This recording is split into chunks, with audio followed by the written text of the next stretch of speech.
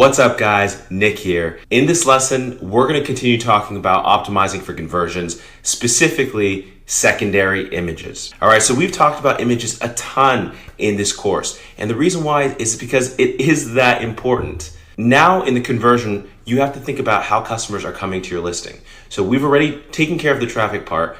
Customers are coming to your listing. Now we're worried about the secondary images. We want to make sure that when customers come to that listing, that we have images that are tasty, that describe everything, and that basically sell the product through secondary images. And remember, when I did that walkthrough with you earlier in the pre-launch section and module, we talked about how important it is that the secondary images sell the product without even looking at the rest of the listing. So in this video, I wanted to make sure that we go over all the different options of how to make your secondary images as good as possible and to make sure that you drive conversions home when customers or potential customers are looking at your listing. So we're going to spend some time diving and looking into images, types of secondary images that you can create for your own product that would really work well in increasing conversions across the board.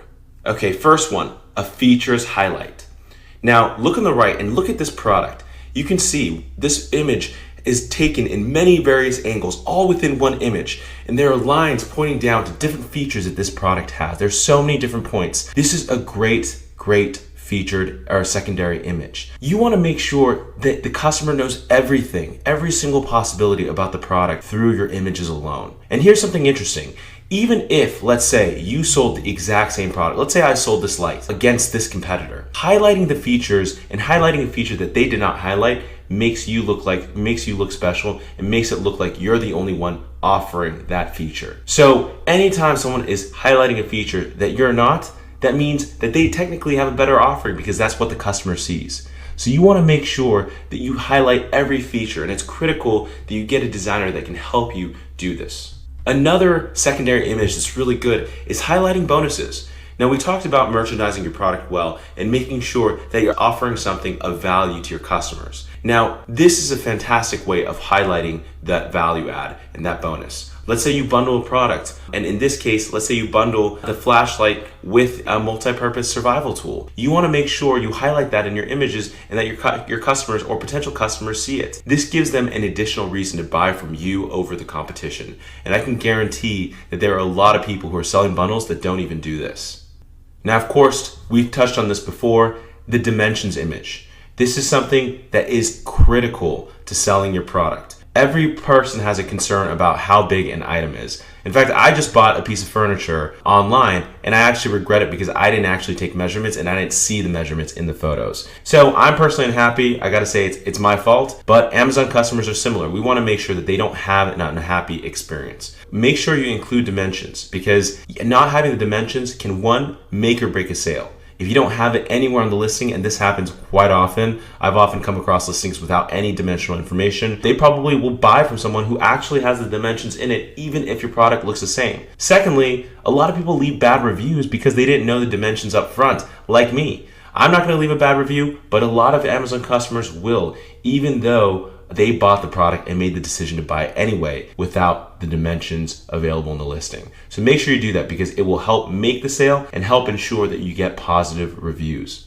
The next type of secondary image that's really impactful is an image, a lifestyle image that sells them on the dream of using your product. Now look on the right, we're using this pillow example again. They do a fantastic job. And again, this isn't hard to make, guys. You can go ahead and get a graphic designer, get a generic image. I can guarantee that this image was stolen or is a generic and they just photoshopped their product right on there. But either way, it gets the message across that this product is somewhere that you can take camping. It's cozy. It's a lifestyle that you live, okay? You wanna give customers an idea of how their lives will be better with your product in their hands. You wanna make them see that you are solving a problem through your product, and through the images, you can convey that. And again, this is really cheap, guys. If you can find a good designer, you can churn these out so easily. Another type of secondary image is an instructional image. This is really important if your product is a little complicated to use. Also, if it's not clear how your product works, having an instructional image is really crucial, especially for those longer tail products. So having an instructional image gives customers confidence in using or in purchasing your product. Also, it prevents returns and bad reviews. This is something that is really, really effective, and it's an easy way to both highlight the features and show that the product is multifunctional and useful. Again, very easy to do. This is literally just 6 photos all tied in one, and you can get a designer to do this for you very easily. Another type of secondary image that I love using is a why your brand image. This is a fantastic example, and really this is an opportunity to give customers comfort of why they should purchase from you. I'm telling you, so many brands do not do this. And this is a way for you to build a brand and build a customer base of people that love your brand and can become brand advocates. This is a way to stand up for the pack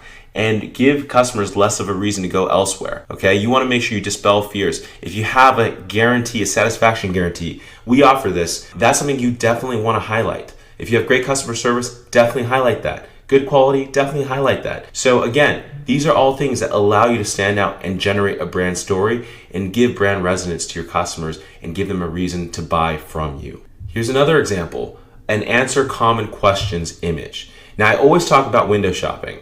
And when I talk about window shopping, it's that we want to avoid when people have a specific fear about our product, when we can just answer it. Okay, so I know for myself, I've shopped plenty of times on Amazon, and I decided not to purchase something because I didn't have enough information on the page. So I decided to just window shop and click around until I actually found a listing that sold the same product but had more information about the product itself. Make sure you get in the mind of the customer. In this specific example, as I'm looking at a battery pack, I'm thinking, how many times can I charge my phone? This is something that they answer in the image, and that is a fantastic way to go about things. Okay, so if you're selling a supplement, let's say, is it gluten-free? Is it non-GMO? Can vegans eat it? Even though these things might seem obvious, it's sometimes not. People are really concerned about these things. So make sure you address this as much as possible. If you sell an electronic component, is it compatible with every version? Is it compatible with every iPhone? Again, this image solves that question. Make sure you really just list out, it's a good practice when you're selling a product, list out all the possible issues a person could have. And a good practice is also look at your competitors' reviews.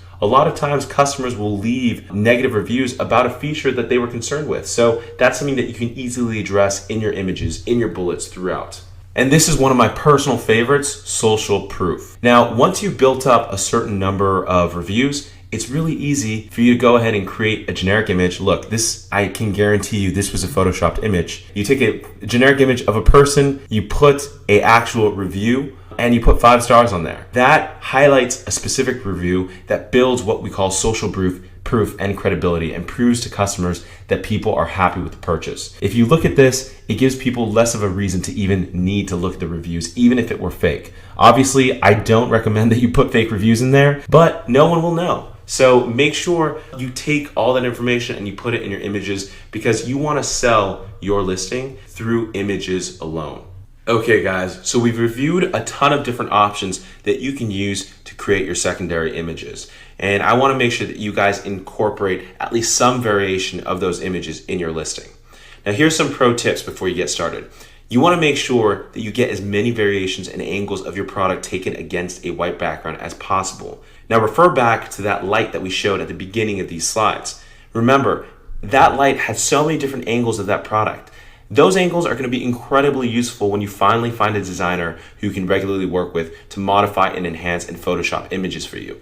Okay, it's going to be more ammo for their gun in terms of designing different kinds of secondary images. So the more you do upfront of those upfront, the easier it'll be to churn out a ton of images to be able to test and see how they affect your conversions. And really, if you are able to nail this down and get a designer to churn out a ton of different secondary images and try a ton of different things, it's one of the cheapest and most cost-effective way of improving conversions because people shop with their eyes. Awesome, guys. That's it for this lesson. If you guys have any questions, leave them in the comments below. Otherwise, keep making moves, and I will talk to you in the next video.